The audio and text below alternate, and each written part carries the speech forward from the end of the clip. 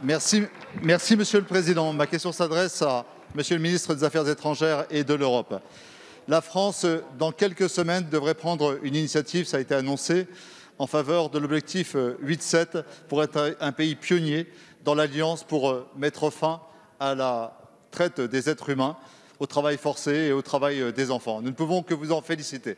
Tous les observateurs sur le terrain qui militent contre ce fléau, 28 millions de forçats, 150 millions d'enfants qui sont au champ ou à l'usine plutôt qu'être à l'école, nous disent qu'un des outils, un des instruments juridiques les plus puissants sera la loi Passe-Muraille du devoir de vigilance que nous avons voté en 2017.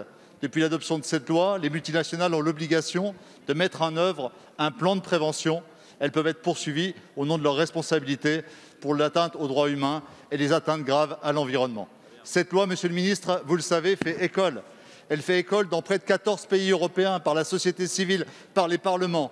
Et c'est inespéré. La coalition allemande a annoncé que début mars, elle adopterait l'équivalent de la loi française. Et c'est un signe historique. Le commissaire à la justice a engagé avec le Parlement un dialogue en vue d'aboutir à une directive européenne. Alors nous attendons la France. Pas seulement la France qui dit, mais la France qui fait. Nous avons besoin, aux côtés de la résolution européenne que nous préparons avec la présidente de la Commission des affaires européennes, nous avons besoin, à côté de l'attente expresse d'une évaluation de la loi française qui n'a toujours pas eu lieu 4 ans après. Et c'est un scandale, il faut le dire ici. Nous attendons une diplomatie active.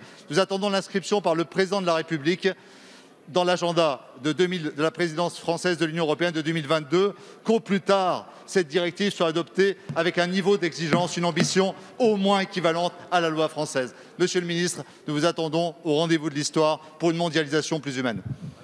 Merci, monsieur le député. La parole est à monsieur Jean-Yves Le Drian, ministre de l'Europe et des Affaires étrangères. Oui, monsieur le député Dominique Potier, c'est une question majeure, c'est une question essentielle sur laquelle vous vous êtes beaucoup engagé par le texte de loi qui a permis de traduire en termes législatifs le devoir de vigilance des sociétés mères et des entreprises donneuses d'ordre.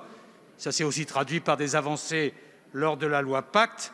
Ce que vous avez porté au niveau national, il convient maintenant de le porter au niveau européen. Vous l'avez dit, plusieurs pays européens se sont engagés, l'Allemagne vient de le faire et la France est évidemment au rendez-vous puisqu'elle a déjà acté dans sa législation les principes qui viennent d'être repris par les autres États membres.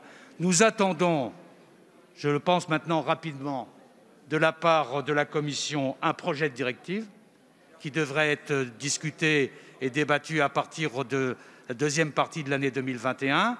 Nous sommes très vigilants sur le contenu de cette directive pour que ce contenu renforce concrètement la responsabilité sociale et environnementale des entreprises dans toute leur chaîne d'approvisionnement, y compris les fournisseurs et les sous-traitants. C'est une exigence de transparence indispensable que nous entendons voir la directive prendre en considération. En tout cas, sur ce sujet, croyez bien que cette initiative s'inscrit pleinement dans la diplomatie des droits de l'homme que la France et l'Union européenne portent. Je pense en particulier à une situation particulière, mais que vous avez à l'esprit, c'est la situation du Xinjiang en Chine, qui est directement concernée, on peut le dire ici. En tout cas, le calendrier aboutira au fait que ce sera sous la présidence française que le Conseil pourrait adopter cette directive et que le débat au Parlement puisse avoir lieu. Je vous confirme donc totalement l'engagement de la France à cet égard.